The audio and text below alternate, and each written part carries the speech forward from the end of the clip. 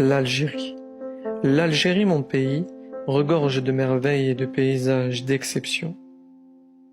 J'ai voulu vous montrer un endroit qui a piqué ma curiosité, le Pic des Singes, un sommet au nord-ouest de la ville de Béjaïa. Au premier plan, la ville, une immense baie entre mer et montagne qui regorge de trésors. Un lieu pittoresque qui donne envie de se promener à pied pendant des heures, juste pour admirer la beauté des paysages. Nous sommes ébahis par cette vue aérienne qui nous offre un panorama paradisiaque.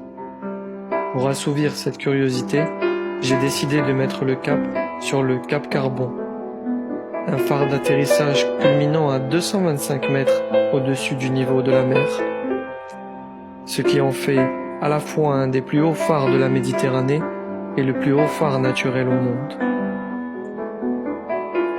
À mesure que la brume se dissipe devant moi, un sentier boisé qui descend jusqu'à la mer se dessine. Un couronnement magnifique pour ce lieu majestueux qui forme une corniche de plusieurs kilomètres taillée dans la roche. Un contraste entre une eau turquoise et des falaises imposantes tournant le dos à la Méditerranée qui lui envoie ses incessantes vagues douces. L'assaut de la montagne se poursuit à 660 mètres d'altitude sur le mont Gouleia, un endroit qui se mérite puisqu'il faut arpenter 5 km de chemin pour y parvenir. Un dernier effort avant d'emprunter l'escalier en pierre qui nous mène à l'entrée du fort.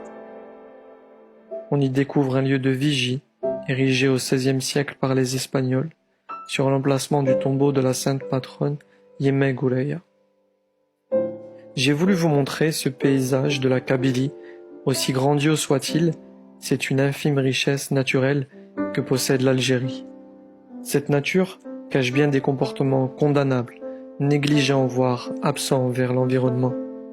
Mes pensées s'arrêtent devant ces feux qui consument nos forêts, ces paysages, cette mer polluée et ces espèces menacées.